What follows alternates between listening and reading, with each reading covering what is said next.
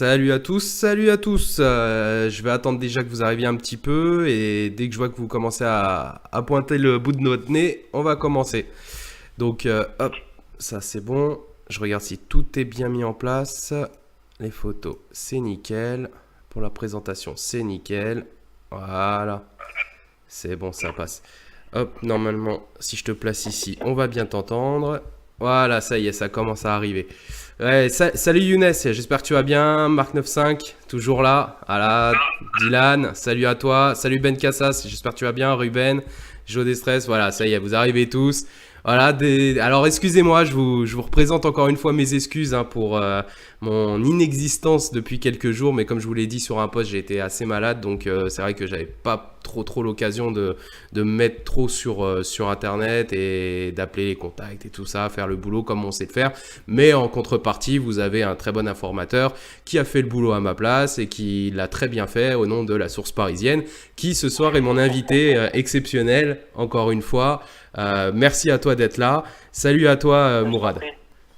Salut à toi, John. Comment tu vas? Bonne année à toi. Bonne année, oui, je vous souhaite la bonne année, mes meilleurs voeux à vous tous, à toi Mourad. Merci, J'espère que vous allez tous profiter de cette année pour avoir une meilleure année, plein de santé, une très bonne santé, beaucoup d'argent, beaucoup de bonheur, tout ce qu'il vous faut. Voilà.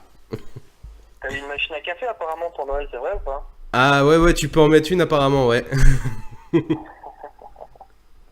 Ouais, vous aussi, vous m'avez manqué, les amis. Franchement, merci à vous du soutien. J'ai vu, vous m'avez envoyé pas mal de petits messages et ça fait vraiment plaisir. Merci à vous encore. Donc voilà, ce soir on va parler, voilà, premier débrief 2018 sur notre page.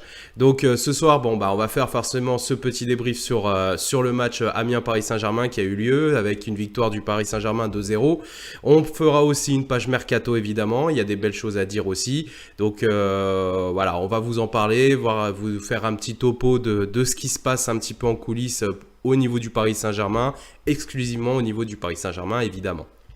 Donc voilà. Donc alors Mourad, tiens, on va commencer. Pour toi, qu'est-ce qui a été, qu'est-ce qui n'a pas été sur ce match? S'il y a des choses qui n'ont pas été. Voilà, l'attitude des joueurs d'Amiens, je crois. Ils ont fait que casser pendant tout le match. Sur un match comme ça, on a deux doigts de perdre des joueurs comme Mbappé, Neymar pour le match contre Madrid. On est vraiment à deux doigts. Ils se sont fait tabasser pendant tout le match.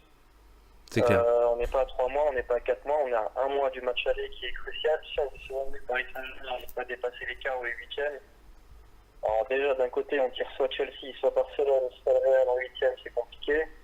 Si en plus on arrive toujours, je sais pas si t'as remarqué, avec beaucoup de blessés ou beaucoup de suspendus, ça fait partie des matchs qui précèdent ces huitièmes de finale et c'est compliqué. Moi j'ai eu peur pendant tout le match, j'ai eu peur pour Mbappé, Cavani, je me suis dit à la moindre blessure, ça y est. Il suffit pas qu'ils prennent 2 à 3 mois de blessure, juste 3 à 4 semaines et ça y est, ils loupent le match aller.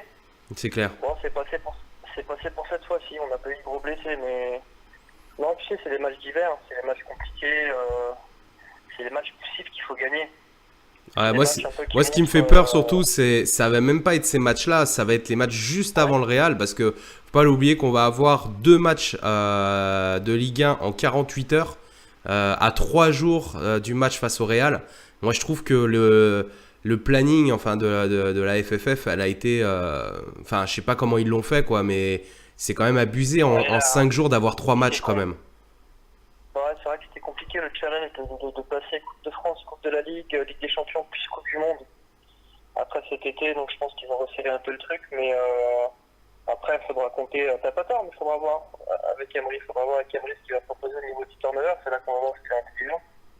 Il va voir s'il est intelligent. Après, les médias ils font rire un peu les médias quand on ne gagne pas 55-0, ils disent Paris ronronne. On n'est pas des chatons, nous, pour ronronner. C'est clair. De temps en temps, on va gagner 2-0, 3-0. Ils ont l'habitude de 6-1, 7-0 tous les week-ends. Si on ne gagne pas 7-0, on ronronne. Voilà. Enfin, après, comme je te disais en off, pour moi, sur ce match-là, on gagne 2-0. C'est une bonne facture. Faut pas non plus oublier le contexte. On est à l'extérieur. On sera un terrain qui est, vous l'avez vu, catastrophique quand même. Très gras. Donc très difficile. Très à même de créer des blessures. On peut très vite on peut très vite se blesser avec un terrain comme ça. En face, on a une équipe d'Amiens qui veut jouer le coup à 100%. On voit qu'ils jouent très très physique. Tu l'as cité tout à l'heure qu'ils étaient à la limite de blesser nos joueurs. Faut pas oublier que nos joueurs justement ont même si Emery le dit encore en conférence de presse et en avant-match que la tête n'est pas au Real de Madrid mais bien au match actuel de la Coupe de France. Tous les joueurs ont le match face au Real de Madrid en tête et veulent absolument pas se blesser et évitent, mis à part un joueur dans l'effectif, ils évitent quand même les confrontations physiques. Moi, il n'y a que Yuri où je l'ai vu aller taper dedans, genre en mode je m'en bats les couilles, je veux y aller. J'ai envie de parler de Yuri, il a pris quoi? Qu'est-ce qu'il a mangé pendant les fêtes? Ah, je sais pas. Et toi aussi, tu l'as pas reconnu, Yuri? Il est métamorphosé, petit pont, talonnade, il était partout. Franchement, il monte en puissance. Moi, j'ai l'impression qu'il veut prendre sa place. Hein. Il a peut-être senti qu'il y avait une place à prendre. Demande l'avis à tes followers là. Ouais. Qu'est-ce que vous avez pensé de Yuri, les amis, justement sur sur ses 2 dernières prestations, puisqu'on n'en avait pas parlé déjà, mais le match qu'on a joué face à Rennes, il a été quand même, moi je trouve, exceptionnellement bon. Voilà. Je dis bien exceptionnellement parce que pour moi, c'est même le meilleur match qu'il avait sorti depuis qu'il est arrivé. Donc, qu'est-ce que vous avez pensé de Yuri ce soir? Est-ce que, pour vous, Yuri a passé un cap? Pour vous, est-ce que Yuri est au même niveau, voire meilleur que, à l'heure actuelle, Kurzawa? Voilà. C'est pas bien difficile, on chaîne du voisin, sans vouloir manquer de respect à Kurzawa, il est bien meilleur que lui. Ah ouais, mais il faut. C'est bien de savoir ce qu'ils pensent. C'est bien de savoir parce qu'il y en a qui sont ouais, tu sais, pendant qu'on regardait le match, moi je voyais des posts sur des groupes où ça parlait de Neymar comme quoi il était une arnaque à 222 millions. Donc des posts comme ça qui me font vraiment rire, quoi, tu vois. Tu vas leur dire 21 matchs, 1 but et 12 passes décisives, c'est une belle arnaque. Attention, on t'entend mal, 22 matchs, 20 buts et 12 passes décisives, c'est une belle arnaque. Ah bah c'est clair. Ah, tu vois, là, ça y est, ça commence à répondre sur Yuri. Donc là, je vois du mieux de Jean-Pierre. PSG Ferveur qui nous dit il était monstrueux. Ben Cassas, Yuri, ça va beaucoup mieux. Il prend le niveau qu'il avait à la Real Sociedad.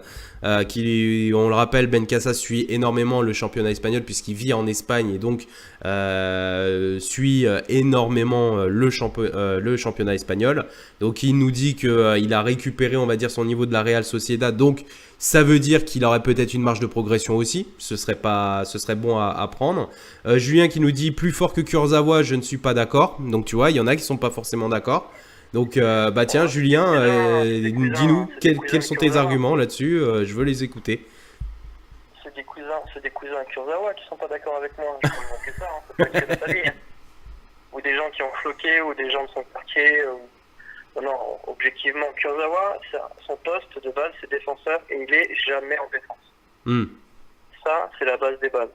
Vous pouvez me dire ce que vous voulez, que de temps en temps il fait des bons centres, que de temps en temps il apporte offensivement. Son apport offensif, ça doit être du bonus. Son rôle de base, c'est de défendre. Et les 3/4 du temps, il n'est jamais là. Rabiot, il fait que de rattraper ses conneries. Rabiot, c'est simple. Quand il y a Kurzawa derrière lui, il joue pas libéré.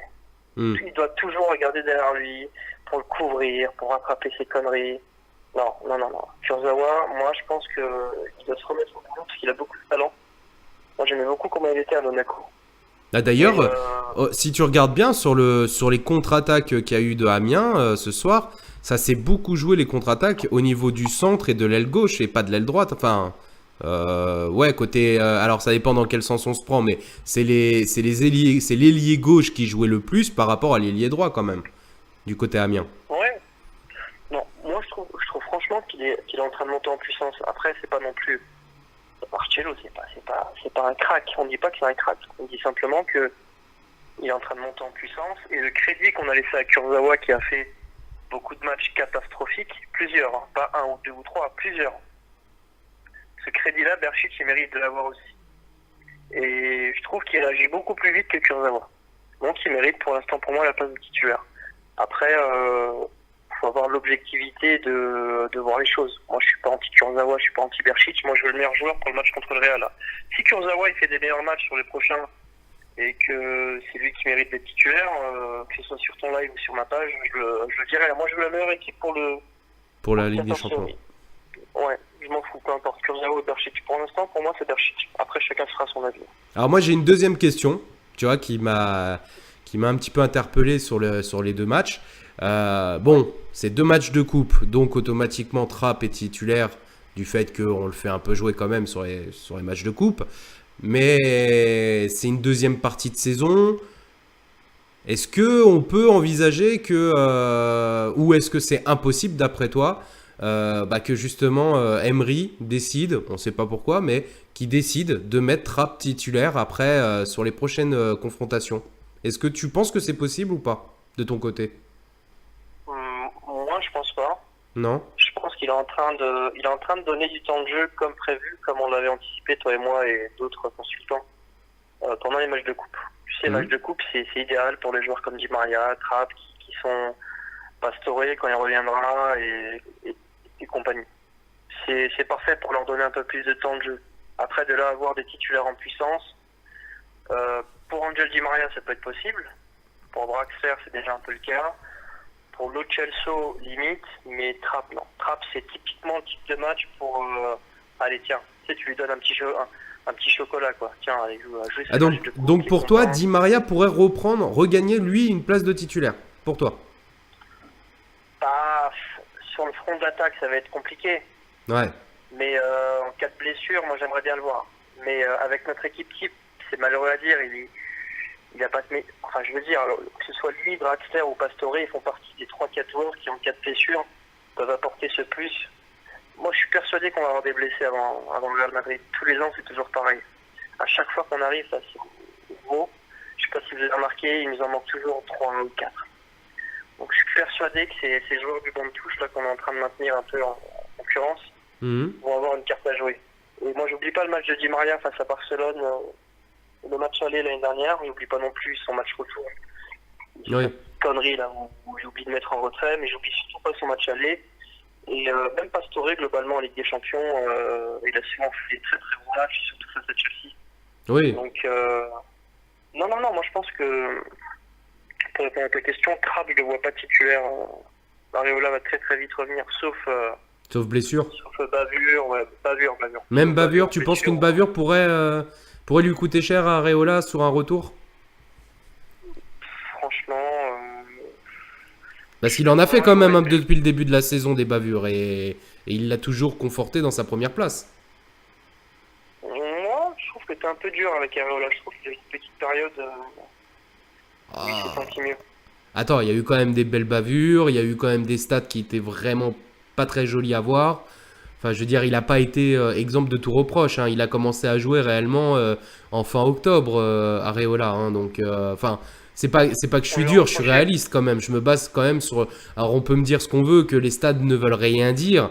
Là, je ferai une petite aparté par rapport à la stat que a sorti ton ami McCarthy, là, sur les expected goals. Oh là là, Jonathan McCarthy. Je sais pas si vous avez suivi le clash que j'ai eu avec Jonathan McCarthy sur Twitter. Le mec, il a osé mettre dans la même phrase Cavani, Mitroglou et Falcao. Voilà. Ouais, je vous invite à aller voir le Twitter, les amis, le Twitter de la source parisienne et mon Twitter. Il y a tout affiché sur sa page et sur la mienne. Et vous verrez que des fois, il y a des petits clashs avec des journalistes qui sont super sympas, où on se bidonne quand même. Parce que on arrive à les mettre sur leur retranchement, c'est super beau à voir.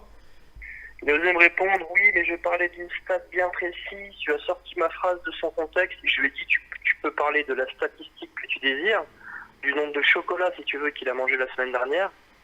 C'est intolérable d'entendre Cavani, Mitroglou et Mbappé et Falcao dans la même phrase. Je veux rien savoir. Bon, le mec, il est parti en roue libre. Comme François Fillon avant les élections, tu sais, complètement déconnecté. Il est parti dans son truc. Tiens, info de dernière seconde, là. Je te coupe, excuse-moi. Le Paris Saint-Germain, pour le match les demi-finales de Coupe de la Ligue, affronteront Rennes à l'extérieur. Donc on part à nouveau à Rennes pour les demi-finales. Oh, Sabri Lamouchi, il va pas dormir de la nuit. Le pauvre. Il s'est pas encore remis du 6-1, lui. Merci à Joachim, à PSG Ferveur, à Idir qui nous ont donné les infos. Voilà, je pense que ça a été donné même avant. mais j'ai pas trop pu voir. Là, je l'ai vu que à ce moment-là. Donc, merci à vous pour avoir donné l'info en direct sur le live. Ça fait plaisir. Merci à vous. John, Oui. j'en profite pour placer une petite info rapidement. Vas-y. On se projette sur le Real Madrid rapidement. Ouais. Une rupture entre Zidane et Pérez. Ouais. C'était vendredi dernier, une réunion entre le directeur général du Real Madrid, Zidane et Pérez, pour annoncer la venue du gardien Kepa, Ouais. c'est le gardien de l'Atlético. Ouais. Et donc ils annoncent à Zidane qu'ils ont recruté, qu'ils sont en train de recruter Kepa. Et le lendemain, en conférence de presse, Zidane dit publiquement face caméra, moi j'ai pas besoin de gardien. Donc la cassure elle s'est trouvée ici. Bon, en plus du classement, le mec a 16 points de retard sur Barcelone, il est derrière Valence, il est derrière Atlético de Madrid. Et surtout, il ne voulait pas de Kepa pour favoriser la présence de son fiston, Lucas, Ouais. qui est gardien, numéro 3. Ça, Pérez, il n'a pas apprécié du tout. La troisième cassure, elle s'est faite là.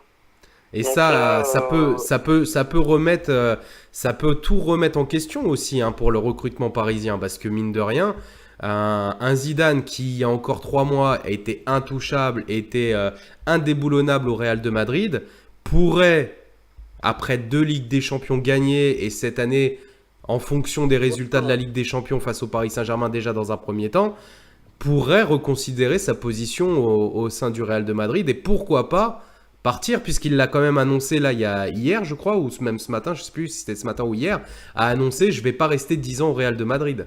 Écoute, c'est simple, John. On est au mois de janvier. N'importe quel autre entraîneur aurait sauté au Real Madrid depuis déjà le mois d'octobre. S'il est resté, c'est parce qu'il s'appelle Zinedine Zidane. Exactement. Donc est-ce Il que a toi tu penses qu'il va rester une 16 points de saison de retard. plus quand même ou pas, d'après toi? Au mieux, il finit la saison, au mieux. Mais il risque, là, tous les matchs avant le match contre le Paris Saint-Germain, il va être sous pression. Il est déjà sous pression. Et je pense que ça va être une préparation un peu compliquée. Je pense qu'il y a une carte à jouer pour nous. Parce que je vous rappelle que pour ceux qui pensent qu'un Zidane au Paris Saint-Germain, ce serait impossible de par ses antécédents ou quoi que ce soit, je vous rappelle que le Zidane est en relation très étroite avec le Qatar. Il ne faut pas oublier qu'il a reçu quand même, Ouais. pour promouvoir la Coupe du Monde 2022, un chèque en blanc du Qatar. Il y a eu quand même des contacts très avancés. Il a été souvent au Qatar. Donc, ce n'est pas impossible si la Ligue des Champions Paris Saint-Germain ne se fait pas cette année ou qu'il y ait décision de changement d'entraîneur. Si une porte s'ouvre vis-à-vis de Zidane, parce que ce sera lui le maître de la décision, c'est même pas le Real de Madrid qui déciderait de le garder ou de le virer. Ce serait, je pense, Zidane qui resterait ou qui partirait de son propre chef. Donc ce n'est pas impossible que des négociations s'entament aussi. En tout cas, pour l'instant, il n'y a pas d'infos là-dessus. Enfin, de mon côté, en tout cas, j'en ai pas. Mais ce ne serait pas étonnant qu'on en voit apparaître. Alors, il faut faire attention avec les fake news. Mais ce ne serait pas étonnant que des contacts se lancent. Bah, va y avoir, je pense qu'il va y avoir 2 rumeurs. Ça va être le banc de l'équipe de France et le banc du Paris Saint-Germain. Puis voilà. Parce que moi, j'étais en Je train pense de que penser ça à va un être truc. inquiétant. Est-ce que Neymar et Mbappé n'auraient pas signé aussi au Paris Saint-Germain du fait qu'ils aient la promesse peut-être du Paris Saint-Germain qu'un entraîneur du calibre de Zidane, en le nommant, vienne prochainement, d'ici une saison, 2 saisons ou 3 saisons, vienne prendre le banc du Paris Saint-Germain. Est-ce que ce serait pas aussi... De toute façon, je vais te dire, c'est fort probable, mais surtout depuis le recrutement de Neymar et Mbappé, ça y est, hein, il y a du Griezmann qui commence à changer complètement de déclaration, il y a du Ronaldo qui commence un peu à moitié à nous draguer, il y a des coachs comme Simeone qui étaient catégoriques avant, qui maintenant commencent à mettre un peu de nuance dans leurs propos. Donc ça y est, maintenant, depuis que Neymar est là et qu'Mbappé, tout le monde veut venir. Tous ceux qui voulaient pas avant, ils veulent tous venir. Donc, non, moi je pense qu'on va récupérer un très grand coach. Oui, je pense cet été ça va bouger et le Je ne coach... souhaite pas si jamais Emery est amené à genre soit sortir en 8e ou en quart, il y a un très grand coach qui va arriver derrière. Moi, la seule chose qu'on m'a dit, c'est que si Emery réussit à atteindre les demi-finales de Ligue des Champions cette année, voire faire mieux que les demi-finales, et il se pourrait qu'il continue son année, parce qu'il a une année en option, mais ce ne serait pas parce qu'il le récompense, ce serait uniquement parce qu'un grand coach ne pourrait venir signer au Paris Saint-Germain que dans une saison. attends, John, je suis d'accord avec toi, mais il faut arrêter de consommer le foot comme on consomme, comme on achète le nouvel iPhone ou comme on achète une nouvelle paire de baskets. À l'époque, on a tous chialé pour avoir un entraîneur du top 3, Carlo Ancelotti. Oui, on va avoir l'un des meilleurs coachs du monde, vous allez voir, on va le garder, blablabla. Il est arrivé au bout de 2 mois, la moitié des supporters, ils voulaient le virer. Il est nul, il faut le dégager. Attendez, oh, vous le vouliez depuis je sais pas combien d'années, maintenant que vous l'avez, vous voulez le virer. Ensuite, on nous a expliqué que Laurent Blanc c'était une merde. C'est vrai que c'était pas un grand nom. Il est arrivé, c'est lui qui a eu les meilleurs stats, le plus de trophées et surtout la meilleure qualité de jeu. Derrière, on a eu quoi? Oui, Emery, c'est un crack, 3 Ligues Europa d'affilée avec Séville. S'il vient à Paris, ça va être énorme, qualité de jeu, c'est un tacticien, c'est un sens stratège. Il est arrivé, maintenant tout le monde en veut plus. Tu vois ce que je veux dire? À un moment donné, il faut laisser les coachs travailler. On va faire quoi? On va changer de coach, et le nouveau coach quand il va arriver. On va lui faire comme avec Carlo, on va lui faire comme avec Emery. Au bout de 6 mois, s'ils avaient pas ramené avec des champions, on va dire ah, c'est tatillon, ça ronronne, faut le virer. Ouais, enfin, de l'autre côté, tu peux pas non plus. Moi, je suis d'accord avec ce que tu dis. Je suis d'accord. Je suis complètement d'accord avec toi. Il faut de la stabilité. Il faut de la stabilité, mais la stabilité au terme de coaching, je parle. Est-ce qu'elle existe vraiment dans les grands clubs d'Europe? Parce que prends l'exemple du Real, prends l'exemple de United, prends l'exemple de City, prends l'exemple du Bayern, prends l'exemple même du Barça. Et finalement, la stabilité des entraîneurs. Alors, une stabilité d'effectifs, oui, je suis d'accord. Mais une stabilité d'entraîneur, est-ce qu'elle existe vraiment? Je parle dans les grands d'Europe. Dans les grands d'Europe. Alors, faut bien comparer les grands qui tournent un peu tout seuls depuis longtemps, parce que c'est des clubs ancestrales qui ont une centaine d'années, comme le Bayern, Barcelone et Madrid, et des nouveaux clubs comme City et Paris, voire Chelsea, à un second degré. Moi, je pense que tu as un peu raison dans ce que tu dis, mais je veux dire par là, si on change tous les ans, en fait, il faut à peu près 1 an pour qu'un coach il soit à l'aise. Si on tourne tous les ans ou tous les 2 ans, on change de coach, on s'en sortira jamais. On va prendre un nouveau coach, et puis le nouveau coach, quand il va arriver, on va dire qu'il faut un temps d'adaptation, il faut que la mayonnaise elle prenne, il n'aura pas eu ses joueurs, il aura eu les joueurs du coach précédent. Et puis tu sais, tu as la fameuse rengaine qui revient toujours, que je partage pas du tout, que je tiens à dénoncer ce soir, c'est-à-dire qu'il perd, enfin s'il gagne, on dit « Ah, il a récupéré des bénéfices du coach précédent », mais s'il perd, on dira jamais il a bénéficié des conneries du coach précédent. Ça, je sais pas si tu l'as remarqué, mais quand un coach gagne, on dit souvent qu'il a hérité du coach précédent, mais quand il perd, on dirait qu'il a hérité des conneries. Donc quand tu as un héritage, tu l'as en positif comme en négatif. Donc moi, je veux bien qu'on dégage Emery, mais si c'est pour reprendre un nouvel entraîneur, et si on doit expliquer pendant 3 heures, pendant les lives, qu'il va falloir encore un temps d'adaptation, patienter, attendre que la mayonnaise prenne, autant garder Emery. Puis... Ouais, mais après, moi je suis pas trop... En fait, je suis d'accord avec ce que tu dis, mais il y a juste un point que je veux soulever, c'est quand tu parles de stabilité d'équipe, enfin de stabilité au sein de l'effectif avec l'entraîneur, un entraîneur qui stabilise, ou du moins qui doit se créer, etc., au sein de notre équipe. Moi, quand je reprends les coachs qu'on a eus sous l'ère Qatari, je parle, mis à part Ancelotti qui de lui-même a voulu partir du Paris Saint-Germain, je dis bien de lui-même, sinon il était parti pour faire 2-3 ans minimum, mine de rien, tu as quand même Laurent Blanc, il est resté 3 ans, je crois, si je dis pas de bêtises, 3 ou 4, 3 je crois. C'est ça, non, 3. 3. Là, Emery, avec un résultat sur la première année qui est quand même moins bon que les 3 dernières années auparavant, reste sur le terrain, reste sur le banc parisien, refait une prolongation, refait une saison supplémentaire avec une option supplémentaire. Donc, on est quand même sur une moyenne de 2 ans et demi en 5 ans, donc ça fait 2 coachs en 5 ans. Je trouve que c'est pas excessif pour un pour un club qui veut devenir un grand d'Europe. Quand on compare avec des équipes comme le Real, le Bayern ou d'autres, où là, il y a carrément une moyenne sur 5 ans de 4 coachs quand même. Tu vois ce que je veux dire? Non, je suis d'accord avec toi, mais après Nasser, elle a été intelligente dans le sens où tout le monde voulait virer Emery après la remontada. Moi, la première chose que j'avais dit, c'était voilà, la responsabilité, elle est au niveau des joueurs, au niveau du coach et au niveau de l'arbitrage. Mais il ne faut pas tout imputer à Emery et le virer. Non, pas tout amputer, non. Non. Je suis d'accord. Tu ne peux pas imputer comme ça une responsabilité sur Emery alors que... Oui, je suis tout à fait d'accord. Moi, je pense que la responsabilité d'Emery, pourquoi je reviens toujours à cette remontada, c'est parce que c'est ça qui a soldé son année sans bilan. C'est ça, hein. Concrètement, personne n'a digéré. Hein. Je pense que les followers ils sont en train de nous écouter, et juste à entendre le mot remontada, ils doivent être encore dégoûtés vis-à-vis d'Emery. Mais à un moment donné, la vraie responsabilité de ce match-là, la vraie analyse, c'est qu'on a très mal joué. On a joué avec un bloc bas, Emery il a perdu ses couilles, les joueurs aussi, et on mérite de perdre 3-0, 3-1 max. Ça, c'est la responsabilité des joueurs et du coach. Au-delà, ce qui s'est passé au-delà du 3-1, c'est le monde entier l'a constaté, c'est l'arbitrage. Donc l'arbitrage qui fait la différence, ouais. Voilà, je pense que Nasser, tout comme Neymar, hein, Neymar, s'il ne savait pas qu'il y avait eu magouille sur ce match, ou voilà, je ne vais pas dire magouille volontaire, mais incompétence de l'arbitrage, il ne serait jamais venu chez nous. S'il y avait vraiment eu un vrai 6-1 sans magouille, il ne serait jamais venu chez nous. C'est clair. Il vient parce qu'il sait très bien ce qui s'est passé au match retour.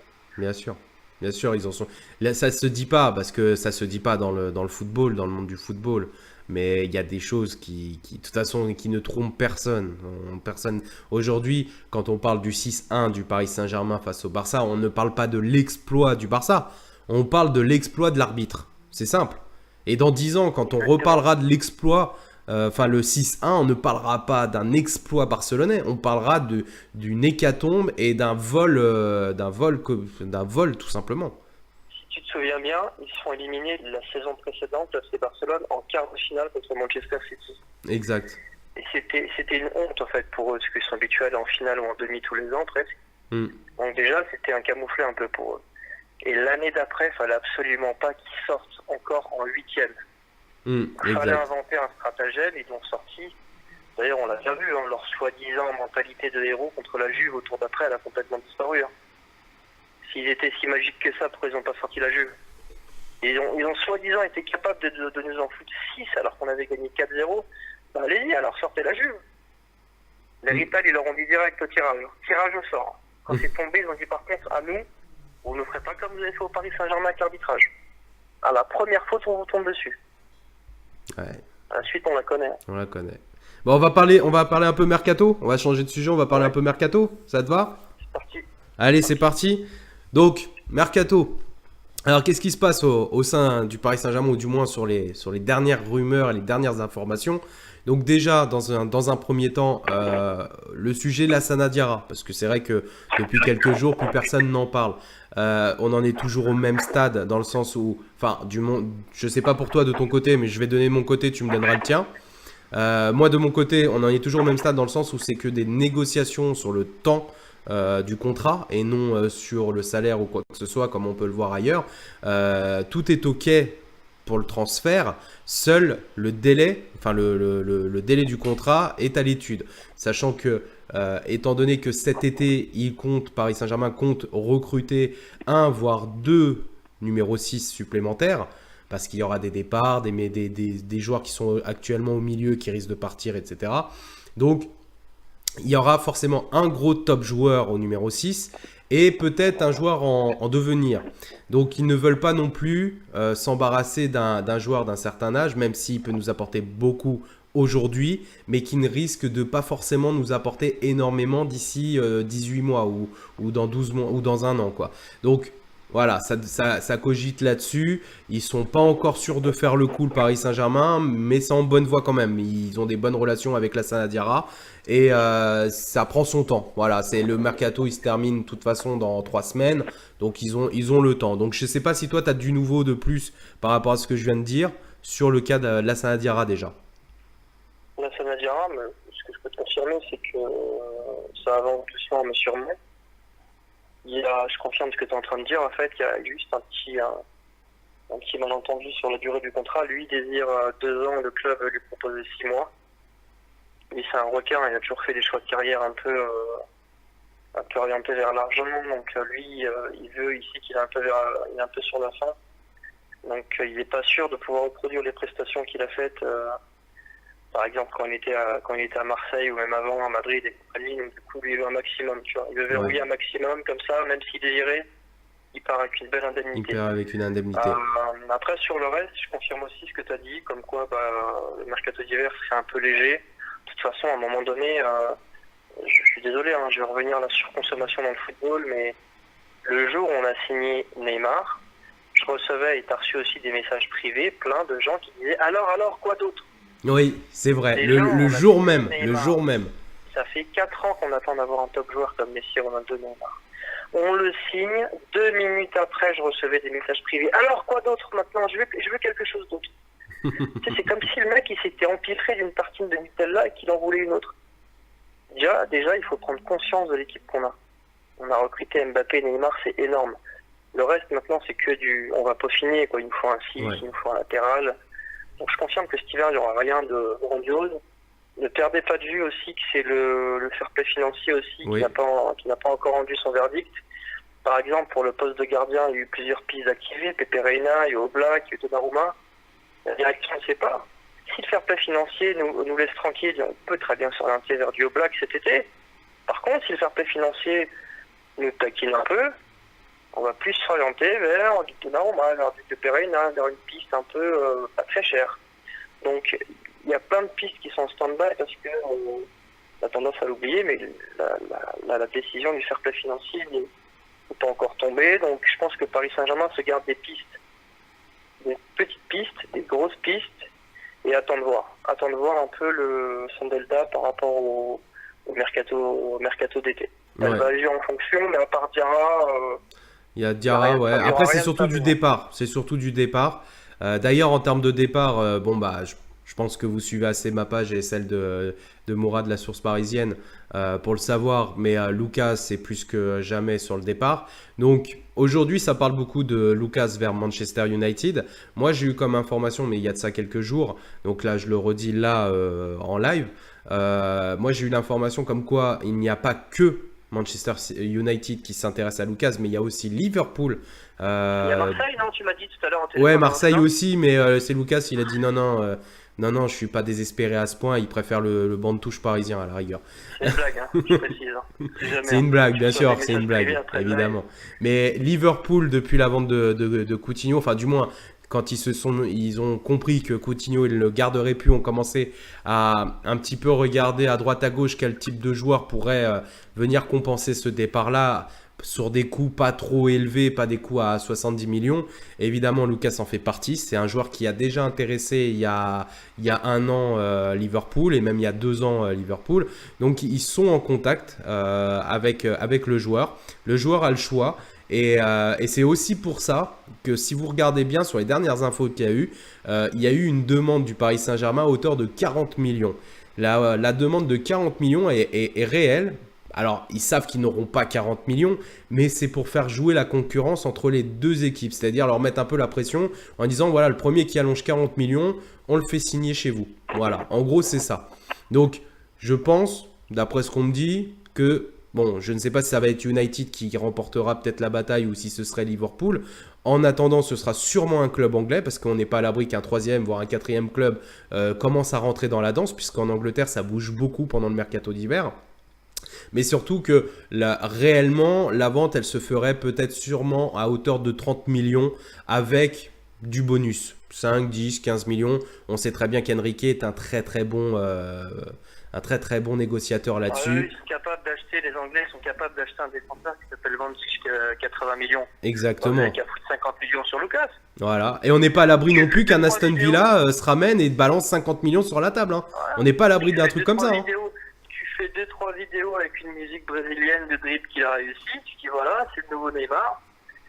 C'est réglé, hein, tu fais 50 millions. Oui, tout à fait. Rapidement, je voulais t'informer parce que déjà, il y a OK Diarou ce soir qui a balancé l'information. Ouais. Qui a été confirmée par As. Ouais. Le Real Madrid est sur Guedes. Ils sont intéressés par l'attaquant parisien, qui appartient au Paris Saint-Germain. Donc, il y a eu une info en début d'après-midi de OK Diarou et donc, c'était pas encore confirmé, mais As, le média madrilène, a confirmé. Donc, il n'y a pas encore d'offres concrètes, mais ils s'intéressent aux joueurs et en fait, c'est un peu comme des piranhas. En fait, ils savent qu'on a le fair play financier. Ouais. D'ailleurs, le fair play financier a été fait pour ça. Hein. Enfin, le fair play financier, c'est une règle qui nous rend virtuellement pauvres. On est riche, on n'est pas endetté, mais en fait, c'est comme si j'avais 10 000 euros dans la poche et que tu me disais, Mourad, tu rentres à Carrefour et je t'autorise à dépenser 300 balles. Mm. Et t'es obligé de vendre ta montre si tu veux faire plus de courses. Je dis, mais je t'emmerde, j'ai 10 000 euros dans la poche. Bah non, ils ont inventé une loi qui fait que quand je rentre dans le magasin, j'ai 10 000 euros en poche, mais je peux en dépenser que 300. Je suis obligé d'acheter à la hauteur de ce que je vends. Voilà, donc ils ont réussi leur coup, du coup, ils sont tout compris, hein, ils sont tous en train de vouloir nous prendre Lucas pour 15 millions, Guedes pour 20 millions. Exact. Donc c'est à Antero Henrique d'être intelligent à ce niveau-là. Alors, du côté de la direction, en tout cas, enfin moi, sur les derniers échos que j'ai eus, ils n'ont aucune intention de vendre Guedes. À l'heure actuelle, Guedes fait partie du projet parisien. Ils comptent même sur lui en cas de départ cet été de Di Maria et même peut-être d'un autre offensif comme un Draxler ou un Pastore. Ils comptent sur lui pour venir justement suppléer parce qu'ils savent que s'ils doivent faire un gros marché, un gros mercato cet été, ce ne sera pas forcément en attaque, ce sera sûrement en milieu récupérateur, en ailier gauche et en arrière gauche pardon, et en gardien. Donc ils n'auront pas forcément les moyens non plus d'aller dépenser une grosse somme sur un offensif. Et Guedes, c'est en tout cas dans la tête de la direction parisienne, est plus considéré comme celui qui va jouer la rotation prochainement au Paris Saint-Germain. En tout cas à l'heure actuelle. Bien rapidement, pour tes followers qui n'ont pas eu l'occasion de voir ta news, je l'avais également posté sur mon mur. Lors du tournoi, là, tu sais, lors du stage de fin d'année là qu'il y a eu avec la direction, il y a un supporter qui a demandé à Nasser, il lui a dit alors c'est vrai que Neymar part au Real Madrid. Et il s'est retourné, il a regardé, il lui a dit pardon, et il a dit oui, il y a des rumeurs comme quoi Neymar partirait à Madrid cet été ou l'année prochaine. Et il s'est retourné, écoutez bien, il a dit c'est impossible, je vous le garantis à 400%, il ne partira pas au Real Madrid. C'est une manipulation des médias espagnols, un peu comme celle de Javier Tebas et de Bartomeu, qui ne supportent pas d'avoir perdu un crack aussi vite. Donc, du coup, ils essaient un peu de déstabiliser avant le 8e de finale de Ligue des Champions notre équipe parisienne, mais c'est complètement faux. C'est complètement faux, évidemment. D'ailleurs, j'en profite, pendant que tu parles de ça, j'en profite pour que tu nous rebalances l'info que tu nous as balancée quand même il y a 4 jours, qui est moi, je trouve très intéressante, que aucun média n'en parle, évidemment, parce que ça vend moins de papier dès que c'est un peu plus technique, mais qui, pour moi, a beaucoup d'importance, même si je sais que on sait très bien que derrière, ça reste une grosse mafia et qu'il n'y aura pas de suite réellement contre eux. Mais l'info sur le fait que tu avais balancé il y a 4-5 jours, sur le fait que le 18 janvier... La cour d'appel de Bruxelles. Ouais, exactement. Alors explique un peu à mes followers un peu ce qui se passe là pour eux, parce que ça peut vous intéresser. Hein. C'est très important. Alors il y a eu un très très gros litige entre un club belge, Sterling, et la FIFA. Donc ça s'est fini aux tribunaux. Un peu le litige qu'on a eu ces dernières années, nous, avec les fair play financiers, on n'était pas d'accord, sauf que nous, on n'a pas eu le cran d'attaquer l'UEFA sur son fair play financier. Ce club belge, lui, il l'a fait. L'avocat en question, c'est Maître Dupont, l'avocat qui s'était géré de l'arrêt Bosman. Je pense que vous avez tous suivi. Donc, il remet les couverts, il est reparti, donc il attaque la FIFA. Premier résultat était plutôt positif, ils ont fait appel. Là, le résultat de l'appel, c'est le 18 janvier. Donc, s'ils gagnent, le fair play financier peut tout simplement être annulé, caduc et disparaître. Le TAS aussi, le tribunal arbitral du sport, pourrait disparaître. Et il y a tout un tas de choses qui pourraient changer. Mais bon, les médias n'en parlent pas trop. Mais ça se passera le 18 janvier. Donc très bientôt. Dans 15 jours. Moins de 15 jours, dans 10 jours. Quelques jours avant, exactement. Et donc, ça peut tout changer. Hein. Même sur le mercato parisien l'année prochaine, ça peut tout changer. Hein. Exactement. Après, ça reste un peu une espèce de mafia. Là, tu sais, le président du Bayern de Munich, je pense que tes followers sont au courant. C'est quelqu'un qui a eu plusieurs mises en examen. C'est quelqu'un qui est déjà allé en prison et qui, en sortant de prison, était réélu président du Bayern de Munich. Exact. L'autre, Bartomeu, il est mis en examen dans tous les sens. Le président de la Juve, lui, de son côté, a été mis en examen pour avoir vendu des places, des billets de match à la Camorra il y a une autre mafia italienne, donc en fait ils trempent tous dans des magouilles quoi. Tu te rends compte que l'un des seuls qui a pas de casserole c'est Nasser. Ouais, c'est vrai. Donc Et ça ils c'est essayent de vraiment, lui en trouver, hein. Ils essayent de lui en trouver, ils en trouvent pas, hein. ouais, ils vont peut-être lui en trouver quelques-unes, mais ils vont inventer des choses, mais enfin. Moi je pense, sur ce jugement du 18 janvier, je pense que la mafia va passer 2-3 coups de fil et Oui, ça va trois régler le juges qui vont être souci, menacés. évidemment. Il va y avoir un Il y a deux, non-lieu, on trois le sait juges. tous, évidemment. Il y a 2-3 juges, qui vont recevoir des photos de leurs enfants dans la boîte à notes. Bien sûr. Ils vont dire jugement caduc, non, on n'a rien trouvé de tangible, rentrez chez vous. Ça va se finir comme ça et puis c'est tout. Ouais, non, on le sait bien. Mais bon, c'est bien, ça permet de taper un peu dans la fourmilière, c'est bien. Ça montre que c'est pas, ils sont pas non plus tout blancs, quoi. Voilà, c'est ça que ça prouve surtout. Donc ça, c'était pour la petite aparté. Je trouvais que c'était une info qui avait le mérite au moins d'être citée sur un live. Et voilà, je suis content que ce soit sur celui-ci. Je sais que tu en as parlé aussi sur tes autres lives que tu as fait avec Miloud. Mais voilà, au moins, ça montre qu'on ne s'intéresse pas que seulement au mercato. On s'intéresse vraiment à tout ce qui se passe dans le football. Et ça, ça nous permet de vous enrichir un petit peu plus. Eh ben, c'est avec grand plaisir. Donc, on va revenir sur le mercato. Et d'ailleurs, sur le mercato, je voulais parler aussi d'un point important. C'est sur les cas de Di Maria et de Javier Pastore. Vous allez en entendre jusqu'au 31 janvier. Des rumeurs de départ, etc., etc. À l'heure actuelle, le seul club qui s'est un peu manifesté pour Javier Pastore, c'est l'Inter de Milan. L'Inter de Milan ne peut pas excéder plus de 15 ou 20 millions d'euros. Évidemment, le Paris Saint-Germain n'en veut pas. Donc, ils savent très bien. Ils n'ont même pas fait d'offre. Hein, c'est pas compliqué. Ils n'ont même pas fait l'offre. Ils savent que ils n'auront jamais le Paris Saint-Germain n'acceptera jamais ce genre de montant-là. Donc, voilà, il n'y a pas eu réellement d'offre. Il y a eu des contacts entre le joueur, enfin du moins l'agent du joueur et l'Inter de Milan, mais ça n'a pas été plus loin. Pour l'instant, ça ne va pas plus loin. Donc, Pastore, c'est d'ailleurs pour ça que sa communication à lui et de crier son amour au Paris Saint-Germain, c'est justement pour bien se faire voir auprès des supporters et de Nasser et de la direction parisienne, parce que mine de rien, c'est la seule carte qui lui reste. C'est ça, c'est l'amour qu'on lui porte, nous, supporters, et aussi la direction.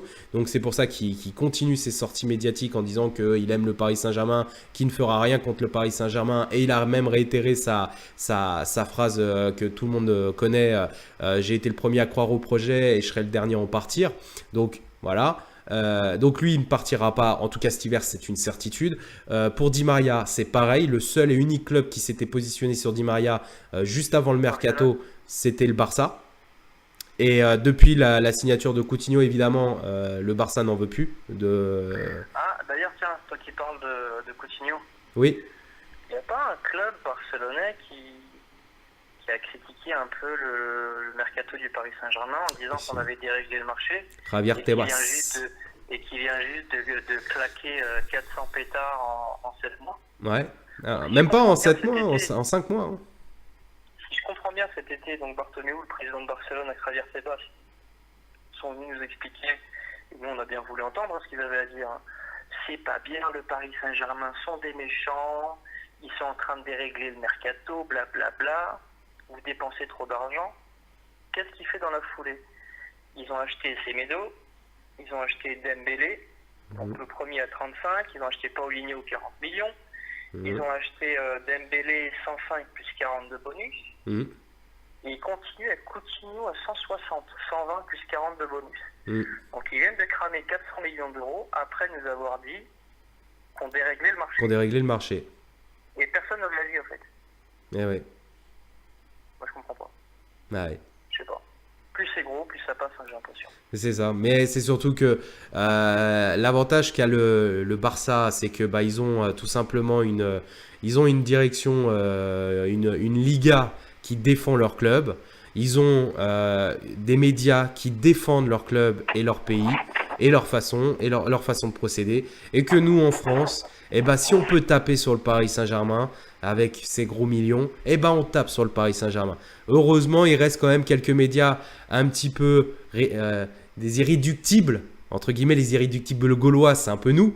Et ben nous, on défendra notre club, même si on n'est pas médiatisé comme certains médias, comme RMC, comme l'équipe, comme toi. Et ben, on continuera notre travail et un jour ça payera. Un jour, notre voix, elle sera plus forte qu'eux et un jour, votre voix sera plus forte que celle des médias. Donc, on va se battre pour ça. C'est grâce à ceux qui nous suivent et qui participent sur nos débats.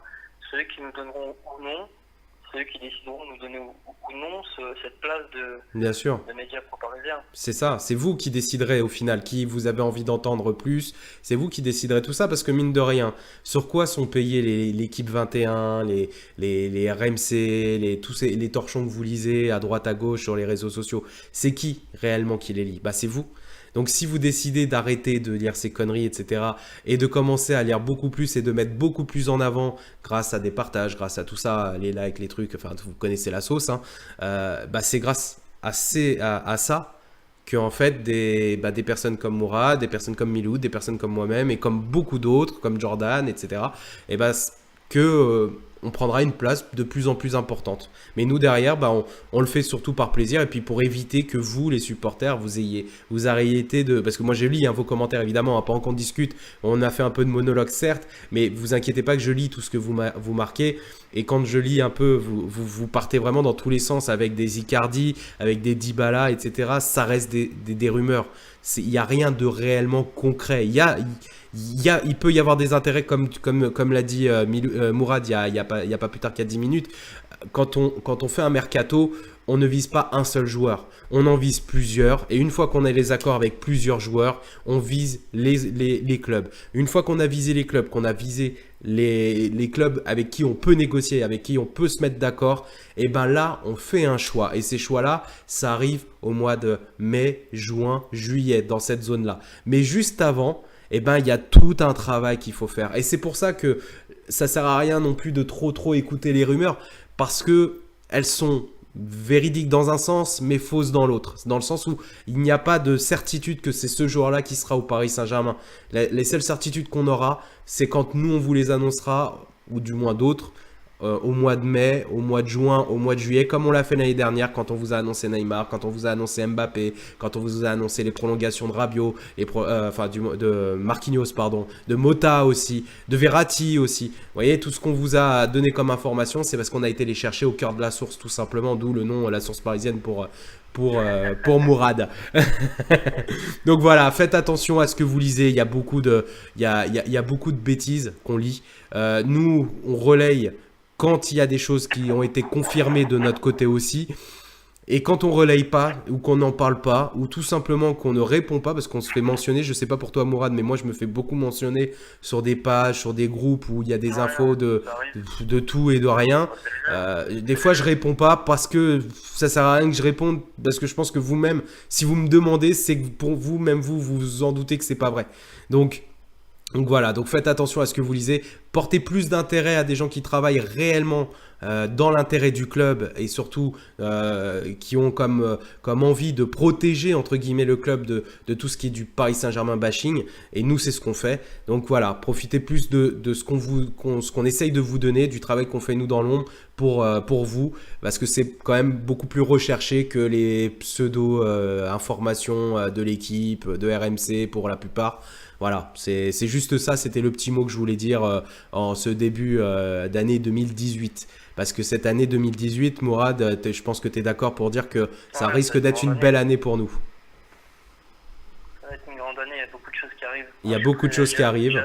J'ai hâte d'arriver au match contre Madrid. Voilà, déjà, le match contre le Real. Donc pour finir sur le mercato, comme on était dessus.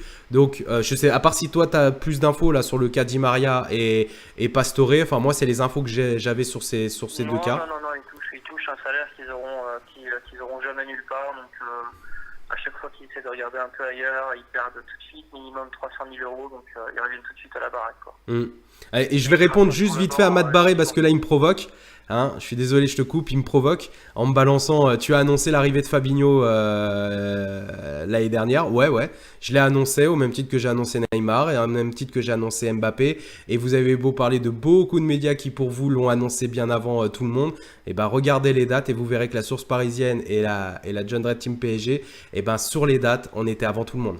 Voilà, c'est juste ça. Donc pour le cas Fabinho, encore une fois, je le répète, Fabinho devait signer au PSG. C'est d'ailleurs pour ça que sa dernière déclaration au sujet du mercato, ça a été j'aurais dû rentrer au clash, mais je ne l'ai pas fait avec la direction monégasque. Pourquoi? Parce que le dernier jour, quand ça devait se signer, et ben le dernier jour, ils avaient un accord à hauteur de 50 millions plus 10 millions de bonus et que le Monaco a dit ok, on vous laisse Fabinho si vous mettez 60 millions plus 10 millions. Évidemment, ce que Enrique a refusé parce qu'il s'est senti pris en otage pour un montant et il n'a pas accepté. Il a préféré être. Alors, Ahmad Barra, il est également sur ma page. D'accord. Il a une très très bonne analyse. Ouais. Il faut juste qu'il comprenne une chose, c'est que des fois on est sur un joueur. Je vais citer Pepe, Aubameyang et Fabinho. C'est trois pistes qui étaient réelles et sérieuses. Enrique, quand il arrive, il dit Aubameyang, j'en veux plus. Et c'était fait. Pepe, pareil. Pareil, Pepe. Pareil. Fabinho, c'est plus Monaco qui a bloqué. C'est ça. Et d'ailleurs, pareil, je te renvoie à la dernière déclaration de Fabinho qui dit Monaco avait promis de me libérer l'année dernière, ils l'ont pas fait. Ils devaient le faire cet été, ils l'ont pas fait. Du coup, je suis très énervé par rapport à ça. Il te le dit lui-même. Hein. Je devais partir à Paris, ils devaient me lâcher cet été, mais ils l'ont pas fait. Je suis énervé à cause de ça. Ouais. Quand ça se fait pas, en fait, c'est Matt, dis-toi bien un truc. C'est comme si toi, tu vas acheter une paire de baskets. Tu dis demain, je vais à la Foot Locker, je vais acheter une paire de baskets. Tu regardes, tu vois une nouvelle paire de Nike, une nouvelle paire de Asics. Tu te dis tiens, je vais prendre la paire de Nike. Tu l'avais vraiment dans ta tête. Et le lendemain, tu changes d'avis. Tu te dis je vais prendre la paire de Puma. Ça veut pas dire que la veille, tu n'avais pas envie de prendre la paire de Nike. Tu la voulais vraiment, mais comme dans la vraie vie, tu changes d'avis. On est sur plusieurs joueurs en même temps, et Enrique, quand il est arrivé, il a dit Pepe, non. Ouais, bon, Aubameyang, j'en veux pas. Ça veut pas dire qu'on n'était pas dessus, on était réellement dessus. Des gens qui sont venus me dire oui, moi, t'as dit Aubameyang, c'est faux, t'as menti. J'ai pas menti. Renseignez-vous. Et c'est juste que des fois, même au supermarché, des fois tu prends un paquet de gâteaux, tu le prends dans ta main et tu le regardes, tu le reposes. C'est pas du mytho que de dire que ce matin, quand j'étais à Carrefour, j'ai pris un paquet de gâteaux, je l'ai mis dans ma main. Je l'ai mis dans ma main, j'ai regardé, mais peut-être qu'au dernier moment, je me suis dit, tiens, je suis en train de grossir, je suis un gros sac, je vais me reposer. Et je vais acheter une pomme. Je vais acheter une pomme. Ou je vais rien acheter. Salut Joey. Exactement. Donc voilà, c'est les infos quand on vous les donne, elles sont vérifiées, elles sont pour la plupart, parce qu'on s'est très peu trompé, on en est fiers avec Mourad, on est très fiers on s'est très peu trompé sur le mercato. Il y a eu pourtant quand même beaucoup de rumeurs, hein. N'oubliez pas qu'il y a eu énormément de rumeurs et beaucoup de contradictions avec ce qu'on disait. Souvenez-vous qu'on était souvent à contresens de beaucoup de médias pendant de longs moments sur le mercato d'hiver de cette année et aussi sur le mercato d'été de l'année dernière. Et au final, qui avait raison, qui avait tort, voilà, c'est à vous de juger. Hein. Mais voilà, et Matt Barré, il n'y a pas de souci, hein, t'inquiète. Hein, bien sûr, on le sait que tu nous charries, mais je me devais de te répondre parce que c'est vrai que c'est ce genre de réflexion, on les reçoit régulièrement. Ouais, il met souvent, quand il est sur ma page, il met souvent des commentaires intéressants. Donc, oui, moi j'aime beaucoup aussi. Il est très, très actif sur nos pages. Je le vois sur ta page, je le vois sur la mienne. Donc continue comme ça, mec. Ça nous fait vraiment plaisir. Au moins, ça nous motive à continuer. Donc voilà, continue comme ça. T'es un vrai. Et nous aussi, on te suit. Donc voilà, donc sur le mercato, voilà, je pense qu'on a un peu... Ah si, il y a aussi le cas HBA qu'on n'a pas parlé. Je vais dire ce que j'ai moi, tu me dis si toi t'as plus ou si tu peux contredire ou si tu confirmes. Moi de mon côté pour HBA, Enrique, il ne démord pas par rapport à l'été dernier. C'est-à-dire qu'il est prêt à l'aider pour trouver un club, à lui dire voilà, tu peux aller là, on va t'aider financièrement, etc. pour pas qu'il y ait des indemnités ou quoi que ce soit de transfert pour le club, pour que ce soit plus facile. En contrepartie, il ne veut pas non plus payer d'indemnité lui-même par rapport à son restant de salaire. Ça, c'est les conditions d'Enrique. Or, du côté de HBA, il y a deux sons de cloche, c'est-à-dire qu'il y a deux clans dans le clan de HBA, en tout cas d'après ce qu'on m'a informé. Un côté qui lui dit en gros, vas-y, pense à ta carrière, il te reste 6 mois, alors tu n'auras peut-être pas une possibilité d'aller en Coupe du Monde, mais au moins tu pourras relancer ta carrière en partant dès maintenant et en allant te mettre dans un club pour aller jouer la Ligue des Champions peut-être, ou du moins faire des matchs d'Europa League, etc. Il en a la possibilité, il y a des clubs qui sont intéressés qui sont sur ses côtes, mais de l'autre côté, il y a un autre autre clan qui lui dit en gros le Paris Saint-Germain a de l'oseille, donc tu veux partir, pas de problème, mais prends-leur de l'argent. Donc soit tu pars et tu leur prends de l'argent, soit tu restes et que tu prends de l'argent. Donc voilà, c'est ça le problème, c'est le dilemme un peu de HBA qui est entre deux feux, parce qu'il ne sait plus trop qui écouter entre les deux clans. Il est conseillé aussi par la direction parisienne qui essaye de le pousser à partir. Mais de l'autre côté, vous savez, avec ce qui s'est passé avec lui, il ne sait plus trop sur quel pied danser. Donc si toi, tu as un peu d'informations là-dessus, sur le cas HBA, Mourad, on t'écoute. Hein. La dernière fois, il est au casino. Depuis plus d'un an, il est au casino. Chaque affaire, c'est l'occasion pour lui de prendre un peu plus d'argent. Et il sait qu'il ne jouera pas. Je ne sais pas ce qui s'est passé avec le prince, là. Ça a été confirmé, du coup, c'est qu'il ne jouera pas. Donc, son avocat lui dit prends-leur un max d'oseille. Donc, il prend des millions par-ci par-là, tous les mois. Son avocat réclame 2 millions, 3 millions, 4 millions, 3 millions. Donc là, il prend un maximum d'oseille et il partira. C'est tout bon. Enrique, il essaie de stopper l'hémorragie en lui trouvant un club, comme tu l'as dit. Mais puis voilà. Il est en train de se gaver, sinon. Ouais, c'est ça, il se gave. Hein. Le mec, il joue jamais, il émarge 1 million par mois. Exact. Il est payé à aller dans des chichas. Il était à Miami la semaine dernière, c'était bien. Ah bah il a le plus gros chômage de France. Hein. Il est payé, il a le plus gros chômage français là. Ouais. C'est un pseudo chômage. Donc. Non, j'ai pas plus d'infos sur Ben Arfa. Enfin, à part ce que je viens de te dire. Ouais, on en est là quoi. En fait, on en est au même point. Donc, est-ce qu'il va se décider à partir? C'est pas compliqué. Il a les cartes en main. Donc c'est soit son porte-monnaie ou soit son avenir. En gros, c'est ça qui se joue là, en tout cas pour maintenant. Exactement, c'est ça. Bon, écoute, on verra bien la suite. Hein. Ouais, on va voir. Sinon, sur les autres, si Nkunku est très proche, enfin, encore une fois, ça va dépendre d'une arrivée de Lassana Diarra ou pas. Si arrivée de Lassana Diarra arrive, il se peut qu'un Nkunku même soit prêté. Et l'AS Saint-Etienne s'est positionné sur le joueur. Je vous l'avais annoncé il y a à peu près une quinzaine de jours, je crois. Donc c'est toujours d'actualité. Donc, mais pour l'instant, on ne sait pas trop parce qu'il y a aussi Caligari qui souhaite être prêté. Le Paris Saint-Germain veut bien le prêter, mais à la condition qu'il prolonge d'abord et qu'il soit prêté sans option d'achat. Donc là, ils sont en pourparlers. Ils sont pas non plus contre le club. Hein. Ils essayent de trouver une solution avec le club, le clan de Caligari. Donc bon, on n'en sait pas plus. En tout cas, il y aura forcément un de ces. Enfin, s'il y a un Lassana Diarra des boules au Paris Saint-Germain, il y aura un de ces deux joueurs-là qui sera forcément prêté. C'est quasiment sûr. C'est quasiment sûr. Ouais, bon, après, la direction, elle a un peu accéléré à Diarra. Elle a déjà accéléré avant la blessure de Mota, mais depuis la blessure de Mota, elle s'est vraiment reconcentrée à fond dessus. Mais ça avance petit à petit. Après, c'est vrai que les supporters veulent un transfert, comme quand on achète un paquet de gâteaux, ça se fait pas en 2 jours. Merci Ariane. Nous, on va proposer 6 mois. Lui, il va réclamer 24 mois. Ensuite, ils vont couper la poire en 2. Ensuite, ils vont passer au prime. Les jours d'après, ils vont passer à ceci, aux ventes de maillots. C'est des discussions entre les avocats du club et les avocats du joueur. Après, c'est très long. Ouais, c'est très long. Là, on rentre du boulot, on se connecte. Alors, c'est réglé. Ouais, voilà, c'est ça. On aimerait que ça se fasse vite, mais c'est pas comme ça que ça marche. Non, c'est pas du tout comme ça. Mais ça, c'est le genre de transfert qui se fera en fin de mercato. Hein. De toute façon, tout va s'accélérer. On le sait très bien, le mercato d'hiver, surtout sur des clubs comme le Paris Saint-Germain, ça ne se fait pas sur les 2-3 premières semaines. Ça se fait sur la dernière semaine. Les choses s'accélèrent à ce moment-là parce que c'est là qu'il y a les décisions qui sont prises. C'est là que les joueurs prennent leurs décisions aussi parce que faut pas oublier que les joueurs qui sont partants ont des offres, comme je vous l'ai dit pour Lucas, Manchester United et Liverpool sont positionnés sur le joueur.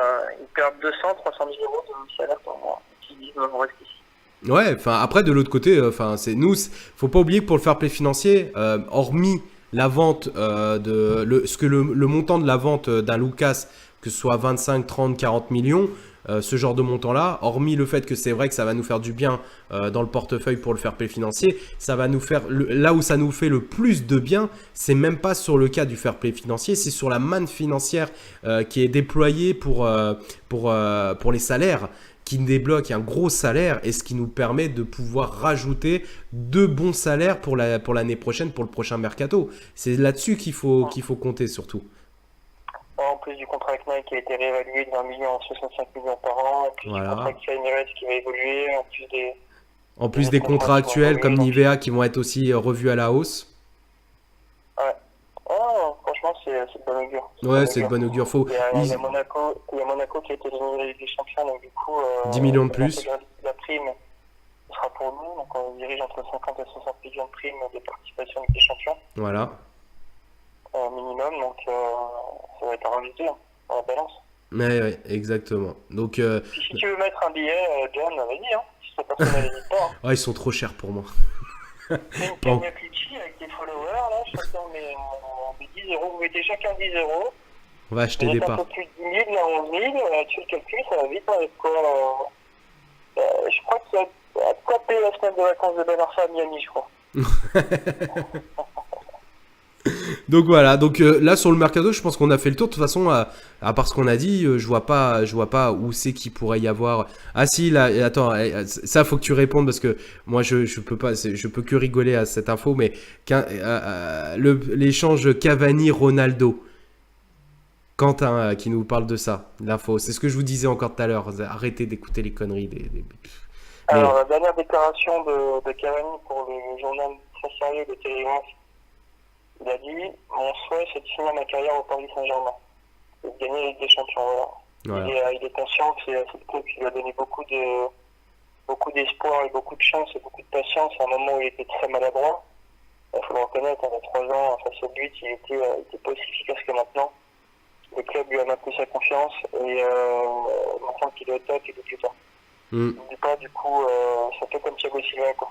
Quand il est revenu de la Coupe du Monde au Brésil en chialant, il a retrouvé un Nasser qui était présent, du coup, maintenant qu'il se sent un peu mieux, il est reconnaissant. Donc Cavani, non, l'échange avec Ronaldo, ça tient pas. Ça tient pas du tout. Non, mais et encore une fois, je vous rappelle une chose qui est quand même très important, c'est que quand vous allez au Barça, le président du Barça, il va dire quoi? Il va dire, nous on a le meilleur joueur du monde, il s'appelle Messi. Vous allez au Real de Madrid, vous leur posez la même question, il va vous dire, nous on a le meilleur joueur du monde, il s'appelle Ronaldo. Et aujourd'hui, et comme il l'a fait lors de la conférence de presse pour Neymar... Oublie pas Bounassar, Hein? Oublie pas Bounassar aussi. Ah oui, j'oublie pas Bounassar. Mais bon, on va éviter... voilà, on va parler de ceux bizarre, qui sont en dessous de lui c'est encore. Non mais voilà, c'est...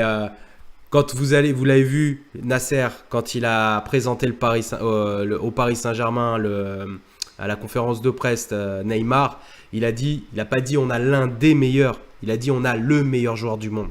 Parce que Paris Saint-Germain a recruté son meilleur joueur du monde. Donc on ne recrute pas un Neymar à 222 millions en le mettant dans le haut de la scène, en le mettant comme la star du projet parisien et du projet qatari aussi, pour lui mettre à nouveau dans les pattes 1 an après ou 2 ans après un Messi ou un Ronaldo. Vous imaginez bien, à partir du moment où Neymar a signé au Paris Saint-Germain, ça voulait dire une simple et unique chose, c'est que Messi et Ronaldo ne signeront pas au Paris Saint-Germain. Voilà ce que ça signifiait. Ronaldo, il a eu une possibilité il y a 2 ans de signer, il ne l'a pas faite. Messi a eu une proposition et une possibilité de signer au Paris Saint-Germain il y a 1 an, il ne l'a pas fait. Neymar l'a fait. Voilà, tout simplement. Donc, et encore, ça aurait pu se faire avant. S'il doit bouger un jour, ce sera pour City. Voilà. Il ne bougera pas. Et sinon, il n'ira pas. Voilà, à part City, il n'ira pas. La promesse sur son lit de mort, l'ancien coach de Barcelone qui est parti d'un cancer, il lui a dit à l'hôpital avant de partir, il a dit sûrement une promesse à Lionel. Reste jusqu'à Barcelone. En gros, il lui dit reste à Barcelone jusqu'à la fin de ta vie. Il a garanti qu'il resterait là-bas. Et puis de toute manière, là, il touche 43 millions d'euros par an. Il a touché une prime à la signature de 100 millions. Ouais. Étalé sur 5 ans, juste pour prolonger. Ah oui. En plus du salaire qui a été réévalué, donc il touche 43 millions d'euros par an. Ouais, et sans compter, il faut pas non plus oublier que Ronaldo, s'il doit finir sa carrière, parce que là, on n'est plus sur un milieu de carrière, on est vraiment sur une fin de carrière pour Ronaldo. Et une fin de carrière, même si c'est 4-5 ans. Il est plus en capacité de jouer tous les matchs. Il est plus en capacité de jouer tous les matchs. Il est obligé, bon, attention, 5 ballons d'or, ça reste pas, mais il arrive plus. Voilà. Il y a certains matchs où il doit être mis au repos. Non, mais s'il part du Real, c'est pour un seul et unique club, c'est pour finir sa carrière à Manchester United, là où tout a commencé, tout ça, pour lui en tout cas. Donc c'est simple, s'il doit partir du Real, ce sera United, ce sera pas le Paris Saint-Germain. À partir du moment où Neymar a signé, c'était fini. C'est même le Paris Saint-Germain, en gros, a dû lui faire comprendre avec cette signature-là qu'il n'avait plus aucune chance d'aller au Paris Saint-Germain. Donc, dans 2 ans, Ronaldo aura 35 ans et Neymar aura 27. C'est dire. Bah ouais. Et l'avenir du football mondial, réellement, pour le Ballon d'Or et tout ça, vous verrez que l'avenir, il se trouve au Paris Saint-Germain entre Neymar et Mbappé. Vous verrez que d'ici quelques années, c'est les deux qui vont se tirer la bourre D'ailleurs, ça risque d'être compliqué hein, pour, pour décider plus tard s'il y a des Ligues des Champions qui se gagnent à tout va, dire qui de Neymar et Mbappé, vu leur ratio, qui pourrait être meilleur et qui pourrait gagner un Ballon d'Or quand Messi et Ronaldo ne seront plus dans la partie. Ça risque d'être compliqué. Ça risque d'être compliqué, mais on s'en fout, on aura des Ballons d'Or au Paris Saint-Germain, c'est ça qu'il faut retenir. C'est clair. C'est des Ligues des Champions aussi, n'oublie pas. Ah, ouais, c'est clair. Non, mais voilà, il y a des bonnes choses qui arrivent pour l'avenir et vous inquiétez pas que la direction parisienne en est consciente et qu'aujourd'hui, c'est le Paris Saint-Germain qui est maître de son destin et c'est le Paris Saint-Germain qui gère son mercato. Ce n'est plus les coachs qui viennent sous conditions ou qui demandent des conditions pour venir ou pour accepter un challenge parisien. Ce n'est plus des joueurs qui demandent des conditions pour venir au Paris Saint-Germain. Aujourd'hui, c'est les meilleurs joueurs du monde qui veulent venir au Paris Saint-Germain avec l'équipe qu'on a. C'est les meilleurs entraîneurs du monde qui tapent à la porte du Paris Saint-Germain. C'est fini le temps où on courait après les uns et les autres. Non, stop. Vas-y. C'est fini le temps. C'est bon, tu peux t'arrêter là. Voilà. C'est fini le temps de le temps. Et d'ailleurs, on arrive sur la fin de ce débrief live, parce que je pense qu'on... Alors, je sais qu'on n'a pas beaucoup interagi. Voilà, je sais, je suis désolé si on n'a pas beaucoup interagi, mais comme j'avais quand même la source parisienne avec moi sur le débrief live, je voulais en profiter pour vous faire vraiment un point, comme j'ai pas été présent ces derniers temps, qu'on fasse un bon live débrief avec, ok, une petite analyse quand même qui a été cas par cas, on n'a pas mis de top et flop mais on a fait quand même une belle petite analyse au début. Pour ceux qui ne l'ont loupé, il y a la vidéo qui va rester, vous pourrez aller la revisionner et surtout on a parlé évidemment du mercato, de l'actualité du Paris Saint-Germain, de l'actualité du football en général, donc pour que justement on refasse une mise à niveau. Dimanche il y a un match, c'est PSG Nantes, c'est ouais, c'est Nantes PSG. Donc dimanche soir à 21h, Nantes PSG. On se fera un débrief tous ensemble. J'interagirai beaucoup plus avec vous, je vous le promets. D'ailleurs, je vous ferai appeler, je vous appellerai. Je crois que c'est à la Beaujoire, j'ai un doute. Ça fait beaucoup quand même à l'extérieur. Ça fait beaucoup de matchs. Bon, après, c'est des matchs de coupe, donc c'est normal que ce soit à l'extérieur. Confirmez-nous, les amis, c'est plus à l'extérieur ou c'est chez nous face à Nantes? Je crois que c'est à l'extérieur. Paris Saint-Germain. Je te confirme, c'est Nantes Paris Saint-Germain le 14 à 21h. C'est à la Beaujoire. C'est à la Beaujoire, hein, c'est à l'extérieur. D'accord, ok. Donc voilà, on se fera un débrief et je vous ferai beaucoup plus intervenir, évidemment. Je lirai beaucoup plus vos commentaires. Et derrière, je vous appellerai aussi, je vous ferai intervenir. J'ai pas pu le faire ce soir, mais promis, dimanche qui arrive, je le fais.